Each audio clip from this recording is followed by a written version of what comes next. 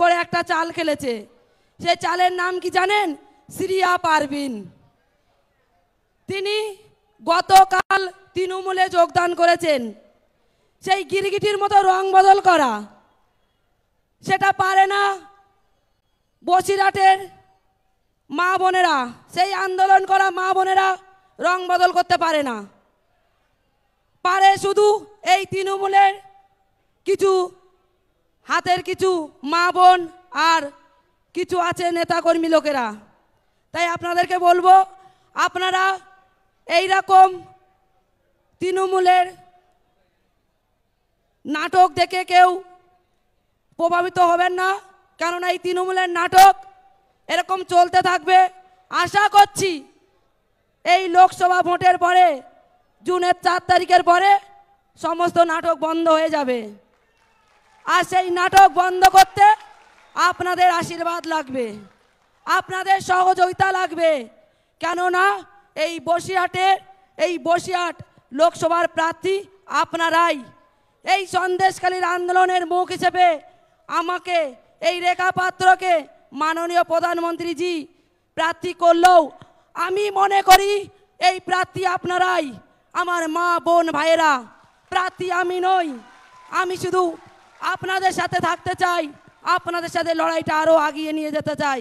আমার এই লড়াইটা আপনাদের লড়াই, এই লড়াই আমাদের ছিল, আগামী দিন অবধি থাকবে।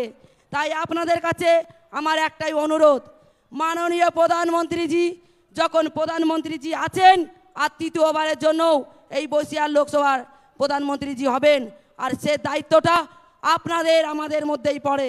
আমাদের কর্তব্য আজকের এই মাননীয় প্রধানমন্ত্রীজিকে বসিরহাট লোকসভাটিকে উপহার হিসেবে দেবার। তাই আপনারা এই মমতা ব্যানার্জির এমন কোনো কথায় আপনারা আপনাদের মনকে ভাঙতে দেবেন না।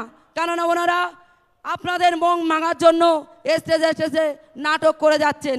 সেই নাটক ওনার কোনো নাটকের পর্যায়েই পড়েন না। আমার সন্দেশখালীর মা বোনেরা রুখে আছে। সন্দেশখালী নাকি হাজি জিতলে নাকি মুখ্যমন্ত্রী ঢুকবেন, হাজি জিতলে মুখ্যমন্ত্রী ঢুকবে।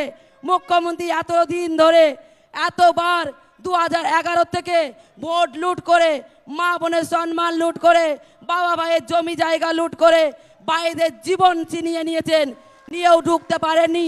আর আশা করি ঢুকতে পারবেন না। আর ঢুকতে পারবে না শুধুমাত্র আপনাদের জন্য। আপনারাই আছেন, আপনারাই সামনে আমার মা বোনেরা শক্তি সরবরাহ হয়ে সামনে দাঁড়াবেন, ত্রিশূল হাতে নিয়ে দাঁড়াবেন। সেই আন্দোলন যখন আমার মা বোনেরা ত্রিশূল নিয়ে দাঁড়িয়েছিলেন, সেই ত্রিশূল আবার ধরবেন, যেন মুখ্যমন্ত্রী কোনো মতেই যেন ঢুকতে না পারে। ঢুকলে আবার সেই শেখ শাহজাহান, উত্তম সর্দারদের মতন মানুষ আবার তৈরি করে ফেলবে। আমরা চাই না কোনো শেখ শাহজাহান, উত্তম সর্দার আর কোনো শিবু হাজরাকে, আর চাই না কোনো পিসি ভাইপোকে, যারা কথায় কথায় মিথ্যে বলে আর সেই মিথ্যাটাকে সত্যি করে। আমরা কোনো মিথ্যা কথা বলা রাজনীতিকে চাই না। চাই না কোনো মুখ্যমন্ত্রীকে যে চোর আজ মা বোনের সংগ্রাম লুট করে বলছে, চুরি করে বলছে, এটা মিথ্যে। সন্দেশখালীর মা বোনেরা মন গড়া গল্প বলছে।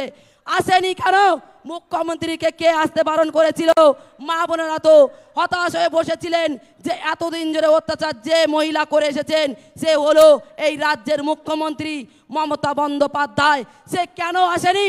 আপনারা জবাব নেবেন, বলুন, নেবেন তো? আপনারা জবাব নেবেন অবশ্যই, আমি জানি আমার মা বোনেরা জবাব নেবে।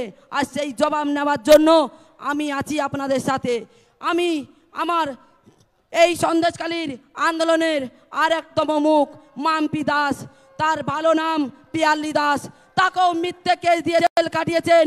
এইরকমভাবে অনেক মা বোন ভাইদের জেল কাটিয়েছেন। প্রত্যেকটা হিসাব নেব, প্রত্যেকটা জবাব দেব, প্রত্যেকটা কেসের জবাব আমরা দেবো, কড়াই গন্ডায় দেবো।